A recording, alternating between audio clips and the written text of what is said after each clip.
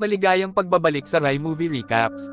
Narito na naman po tayo para sa isa na namang magandang pelikula na pinamagatang Breakout Brothers 2 na napalabas noong 2021. Ito ay patungkol sa isang bilanggo na nakulong sa kasalanang di naman niya ginawa pero di kalaunan ay siya na ang naging tagapamuno ng kulungang iyon.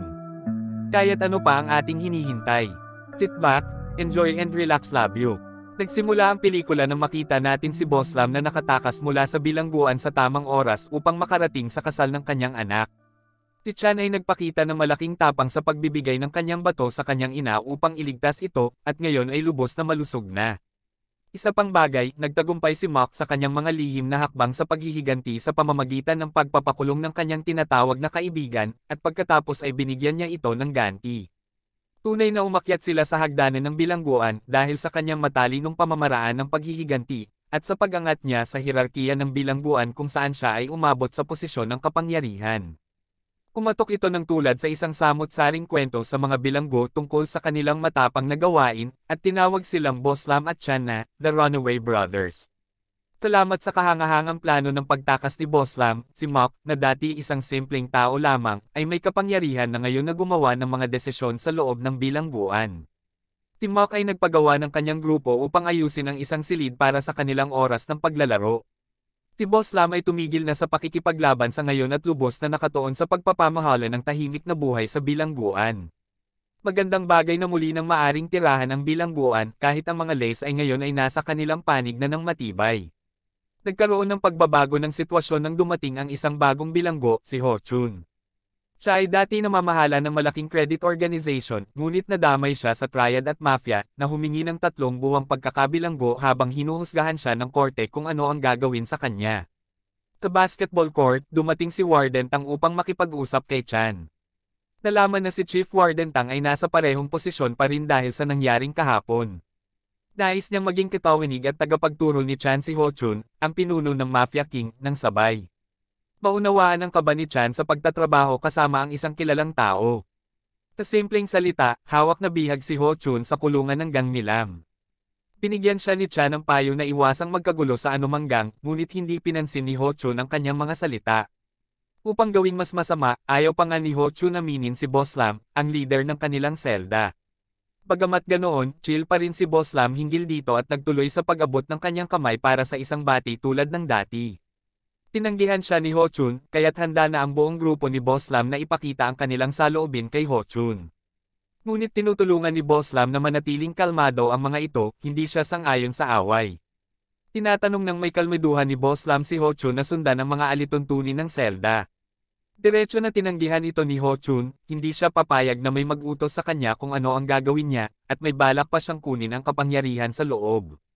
Binigyan pa ni Ho Chun ng 2 araw si Boss Lam upang iwanan ang kanyang posisyon ng kapangyarihan, pagkatapos nito, gagambolin ni Ho Chun ang pamilya ni Boss Lam. Ito'y nag-iwan ng katahimikan kay Boss Lam, mas labis na nag-aalala sa kaligtasan ng kanyang pamilya. Sa oras ng pagkain, nagpa siya ang gang ni Lei, na nagtatrabaho bilang mga kusinero. Nagawa ng biro si Ho Chun sa pamamagitan ng paglagay ng daga sa kanyang plato. Natural, galit na galit si Ho Chun, at nagkakaos.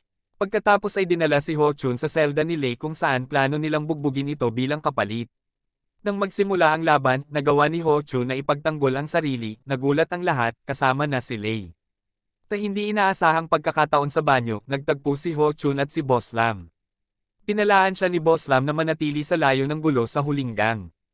Ngunit tinuwanan ito ni Ho Chun at ipinaalala kay Boss Lam na mas mabuti nang bumitaw ito kung gusto niyang manatiling ligtas ang kanyang pamilya. Nang sumunod, pumunta ang asawa ni Boss Lam upang kausapin siya at ipaalam na inaasahan ng kanilang anak na magkaanak na. Dala nito ang labis na kasiyahan kay Boss Lam dahil inaasahan niya ng maging lolo sa lalong madaling panahon. Sa ibang bahagi ng kwento, tinanggap ng leader ng grupo ni Lei ang pagbisita mula sa kanyang mga kasamahan na labis na pinahamak. Tinabi sa kanya ng mga ito na ang gang ni Ho Chun ay nagsagawa ng pag-atake laban sa kanilang grupo bilang ganti sa isang nakaraang pagkakasagupaan sa kanilang grupo ni Lei. Ang mga umatake ay mga hindi kilalang grupo. Sa gitna ng lahat ng ito, pumasok ang warden ng may kaayla hilakbot na alok kay Ho Chun, bayaran ito, at bilang kapalit, makakakuha siya ng mga eksklusibong benepisyo at dekalidad na seguridad. Ngunit tinanggihan ito ni Ho Chun. Sa kakaibang paraan, kahit pagkatapos ng pagtanggi, ipinag-utos ng warden sa kanyang mga tauhan na siguruhing mapayapa at protektado si Ho Chun laban sa ibang bilanggo. Dagdag pa rito, nagkaroon ng usapan ang warden kay Boss Lam at Lei, na payuhan silang huwag guluhin si Ho Chun. Alam ni Boss Lam ang kasunduan at nanatiling tahimik, sa madaling salita, ay sumasang-ayon dito. Gayunpaman, nagresiste at nagtutol si Lei. Siya'y naniniwala na si Ho Chun ang nasa likod ng pagsalakay sa kanyang mga miyembro sa labas ng gang. Kaya't nag-organisa si Lei ng kanyang grupo at nagplano na patayin si Ho Chun, na sakto namang naruroon sa aklatan. Sa kasamaang palad para sa kanila, natuklasan ng mga gwardya ang kanilang plano, na nag-iwan na lamang ng 3 tauhan ni Lei na nabubuhay. Pinaliwala ni Lei ang mga babala at dumaan siya sa aklatan, layuning tapusin si Ho Chun. Lumapit siya ng kaunti, ngunit sa kanyang gulat, ang kanyang sariling mga kasama ay sumalungat sa kanya at sumuporta kay Ho Chun. Agad na kumuha si Ho Chun ng isang labaha at ipinadala ito patungo sa mukha ni Lei. Si Lei, na hindi madaling sumuko, lumaban ngunit laban sa kanya ang tadhana at siya'y napabagsak. Agad na nag-aksyon si Boss Lam at ang kanyang koponan upang tapusin ang kaguluhan bago magtagal ng masyadong oras. Sa gitna ng kaguluhan, hiningi ni Boss Lam kay Ho Chun na iabot si Chan at Lei. Pumili si Ho Chun na unahing harapin si Lei kahit handang siyang iabot si Chan. Matapos ito, ipinaalala ni Ho Chun kay Boss Lam ang ultimatum na ibinigay niya. Malapit ng panahon para kay Boss Lam na sumuko sa kanyang kapangyarihan. Sa ibaba ng lahat ng iyon, ipinaalam ni Ho Chun kay Boss Lam na pera ay walang halaga. Pinatatag ng buong pangyayaring ito ang posisyon ni Ho Chun bilang isa sa mga leader sa bilangguan. Sa loob ng maikliing panahon, doon, ang mga tauhan ni Lei ay pumila upang mag-alok ng pagkain sa kanilang bagong pinuno na si Ho Chun. Sa lalong madaling panahon, dumalaw si Ho Chun ng isang tiwalaang kakampi na may dalang hindi magandang impormasyon. Isa sa mga plano ni Ho Chun ay nagresulta sa isang pagkamatay, at ngayon ay haharap siya sa mas maraming kaso ng pang-aatake at pagpatay. Mas masama pa, may 3 testigo na magpapatoto laban sa kanya sa korte.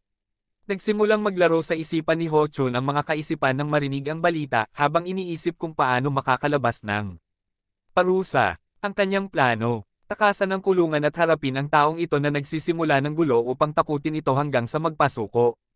Kaya't kumontak si Ho Chun kay Boss Lam at Chan, hinihiling ang tulong nila para sa pagtaka sa bilangguan. Inalok niya ang halagang $5 milyong bilang gantimpala kung magtagumpay sila. Hindi pa kumbinsido si Boss Lam sa ideya, alam niya kung gaano kahigpit ang seguridad sa bilangguan. Gayunpaman, nanindigan si Ho Chun at nagdagdag ng babala na magderanes ng hirap ang pamilya ni Boss Lam kung tatanggihan niya. Siyempre, nananahimik si Boss Lam, hindi nagbibigay ng malinaw na sagot. At ang banta ay hindi lamang mga walang laman na salita. Hindi nagtagal, ipinadala ni Ho Chun ang kanyang mga tauhan upang sirain ang kotse ng asawa ni Boss Lam, isang malinaw na babala. Samantala, habang kumakain si Boss Lam, nakita niya sa TV ang kanyang sasakyan na niyurakan ng kanyang mga tauhan. Galit na galit, sumalakay siya kay Ho Chun at ipinakita ang kanyang galit. Pagkatapos, habang patuloy na tinatanggihan ni Boss Lam ang mga hiling ni Ho Chun, sinabi nito na ang insidente sa sasakyan ay maliit na biro lamang upang makita kung gaano kalakas si Boss Lam. Si Boss Lam, na nag-aalala para sa kaligtasan ng kanyang asawa at anak, huminto sa kanyang atake nang marinig ito.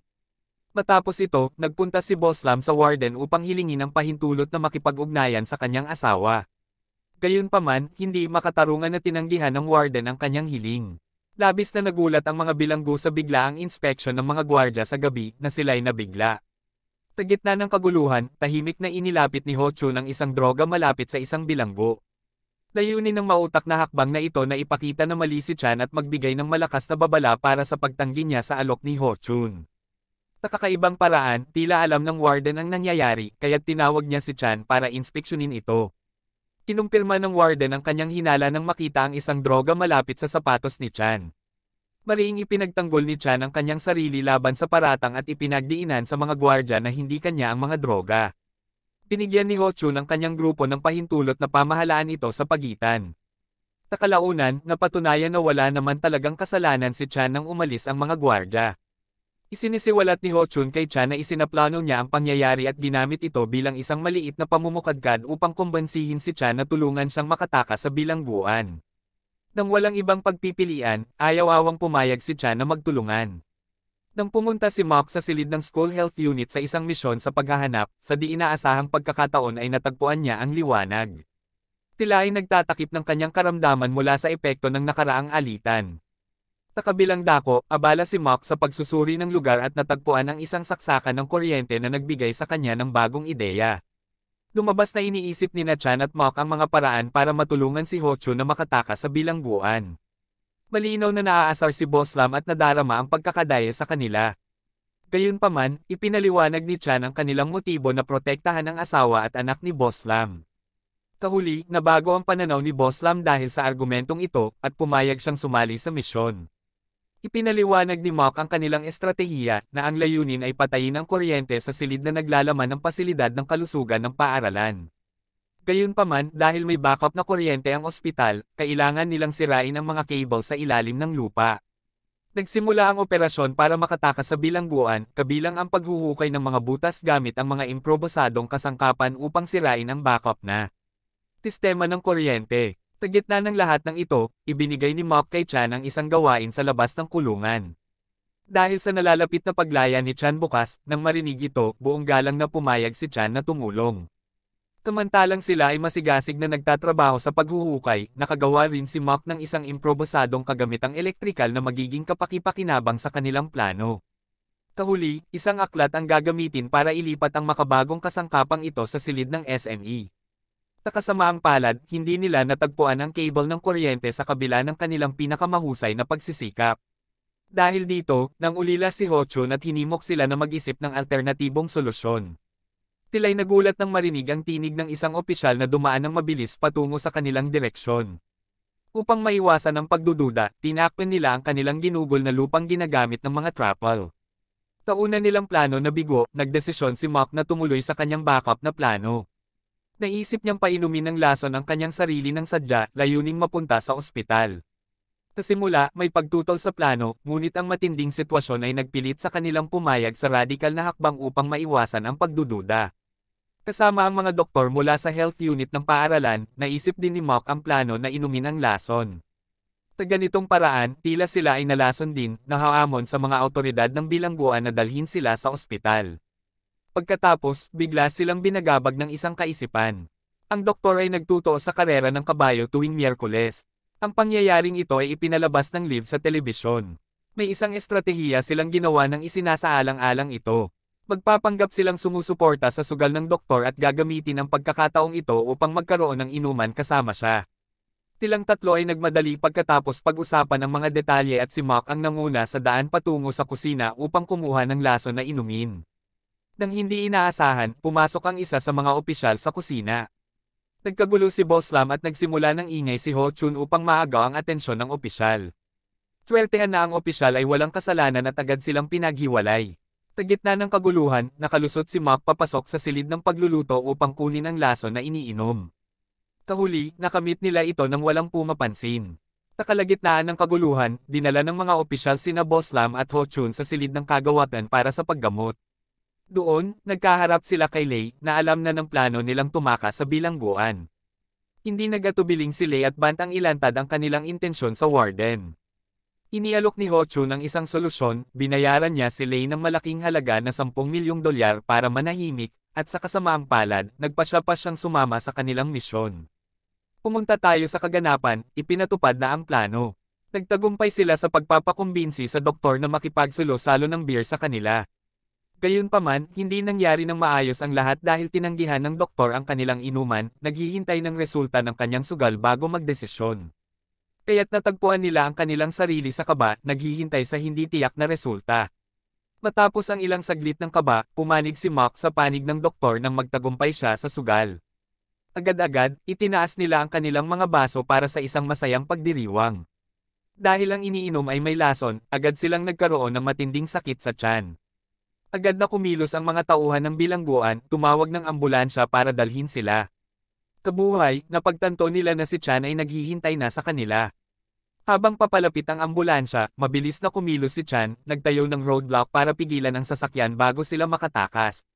Nakagawa sila ng paraan para ilabas ang lason, gayunpaman, may hindi inaasahang pangyayari nang habulin sila ng isang grupo ng mga aso. Dahilan ito upang sila'y magkawatak-watik at maghiwalay sa gitna ng kanilang pagtakas. Sa huli, nagtagumpay silang muling magkaisa, maliban kay Mok na wala dahil sa masalimuot na kalagayan. Tinulak ni Ho Chun si Chan na magmaneho ng kanyang kotse. Hindi nagtagal, biglang sumulpot si Mok, iniwan na sa likuran. Gayunpaman, nagkaaberya ang kanilang biyahe nang masira ang kotse sa daan, kaya't kinailangan nilang itulak ang sasakyan patungo sa isang talyer para sa pagkakumpuni. Nang makarating sila sa isang bukas na tindahan, ipinakita sa telebisyon ang mga larawan ng apat na mga nakatakas na bilanggo na siyang nagtataglay sa kanila. Ito ay nagdulot ng gulat sa may-ari ng tindahan na sumigaw sa takot. Ito ang pangyayaring nagtanda ng pag-ikot ng kanilang plano. Nalantad na si Boss Lam, Lei, at Chan ay hindi tumutulong kay Ho Chun sa kanyang pagtakas dahil sa takot sa kanyang mga banta, kundi upang pigilan ang iba na saktan siya sa labas ng bilangguan, tiyakin ang kanyang kaligtasan. Sa pag-aalam nito, labis na galit ang naramdaman ni Ho Chun sa kanilang pagkakasiraan na nagdulot ng pagtatagpo. Bagaman mas marami ang kalaban, nagtagumpay si Ho Chun na magkaroon ng laban. Sa pagkakabakod niya, kinuha niya ang may-ari ng tindahan bilang bihag. Sa tamang panahon, dumating ang pulisya at hinuli sila. Habang inaaresto, pareho sina Boss Lam at Lei ay nagpakita ng mga nakakontentong mukha, tila bang naniniwala silang nagtagumpay ang kanilang misyon at kontento na sila sa pagkatalo kay Ho Chun. Lumabas na ang kanilang tunay na misyon ay gawing mahabang bilanggo si Ho Chun sa pamamagitan ng pagpapakita na tila nagtatangkang tumakas ito. Bukod dito, iniulat nila na dati nang inuutangan ni Ho Chun si Warden Tang. Nalantad na lihim na inuutangan ni Ho Chun si Warden Tang upang magkaroon ng kontrol sa kanyang labas na crew habang siya ay nasa bilangguan. Sa huli, nadagdagan ang bilanggo ni Ho Chun dahil sa kanilang plano. Samantala, tila nagkaayos na sina Mok, Lei, at Boss Lam. Gayunpaman, naudlot ang kanilang sandali dahil sa pagdating ng isang bagong bilanggo na siyang si Warden Tang pala. At dito na nga nagtatapos ang pelikula natin para sa araw na ito. Maraming salamat sa panunood.